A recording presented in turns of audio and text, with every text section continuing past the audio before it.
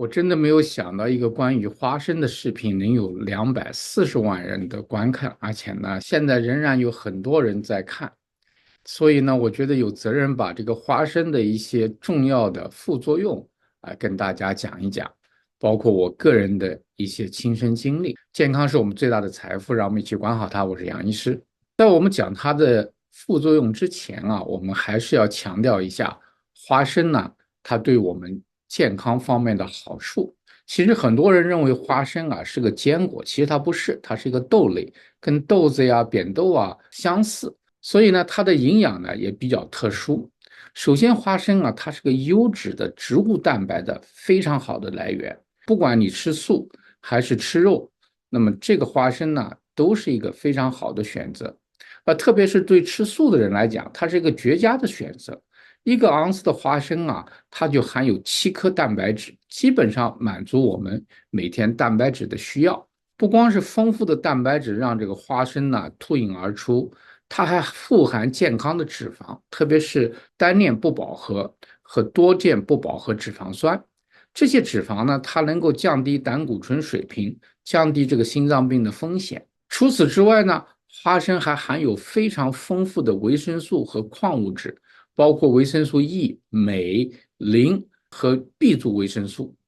它对我们健康来讲是非常重要的。比如镁，它不光是对骨骼健康，还是身体的能量产生都至关重要。另外呢，花生在我们保持体重方面也很重要，因为它含有丰富的纤维和蛋白质，让我们吃了以后有更长时间的饱腹感，因此就不会过度的进食。它是血糖指数很低的，换句话说，吃花生以后呢，很少能够造成血糖的飙升。它还会帮助减轻2型糖尿病的风险。最重要的是，它还有抗氧化的特性，主要归功于白藜芦醇这一类的化合物，它能够减少体内氧化应激，减少体内炎症，这对我们健康来讲都是非常重要的。讲了这么多好处，就是因为我们如果吃花生吃多了，吃的不妥当的话，对我们的健康呢就有负面的影响。首先就是体重增加的问题，因为花生它的热量很高1个盎司大概有160到170卡，如果吃大量的花生，就会造成热量摄取过多，体重增加。吃花生过量是很容易的事情，因为特别是油炸的花生，加上盐，加上调味品，包裹了各种各样的调料，不吃则罢，一吃就容易吃多。第二个事情就是过敏反应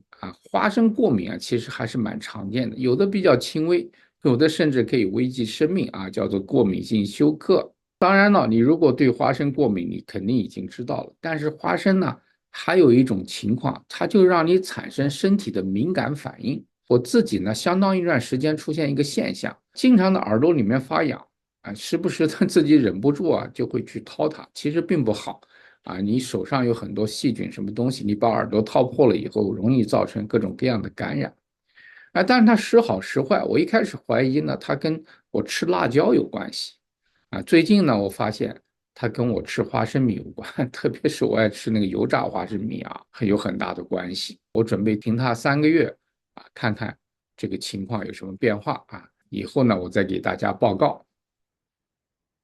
另外一个就是心血管的问题，虽然这个健康的脂肪对心血管有好处，但是你如果量吃大了，体重增加如果盐加多了，影响血压，所以呢，对心脏呢，也就是有不良的影响，也会伤害到心脏。还有一个问题就是呢，花生虽然有一些重要的营养物质，但是呢，它还含有一些影响我们必需营养素的吸收的一些化合物，比如说植酸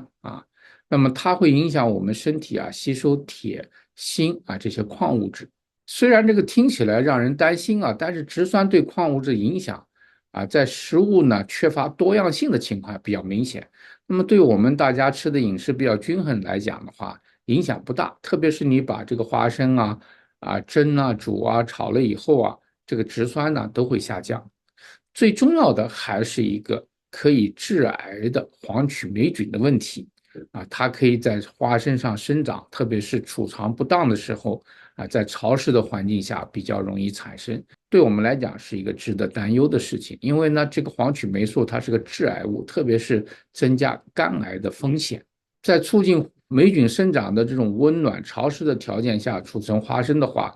这个问题就会比较大。那我们现在讨论一下，怎么样在我们的饮食中安全的使用花生。第一个关键是适量使用而且呢要选择健康的花生类型。适量使用就不用说了你一天如果吃一把花生的话，那么问题不大。另外呢，就是选择无盐和低盐的这种干烤的花生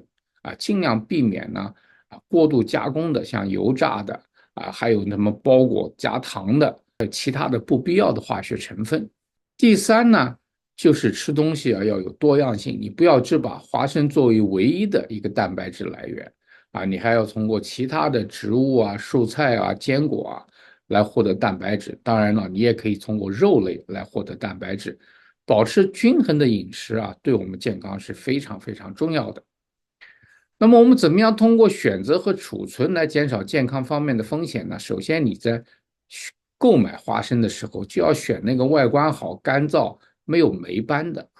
如果已经发生霉变的，那你就要小心。另外呢，我们买那个袋装的，人家加工好的，什么五香的呀、椒盐的呀等等的，尽量避免。特别是呢，已经在货架上放了很久、已经变味的花生呢，是千万不要吃。如果新鲜的花生呢，你要把它储存在干燥、阴凉、通风良好的地方这样的话呢，就不会有霉菌生长。最好呢是把它放在一个密封的容器当中，避免暴露在潮湿的空气下。通过这些简单的步骤基本上大家就可以安全的把花生呢纳入我们平衡的饮食，同时呢又最大程度的减少了它健康风险。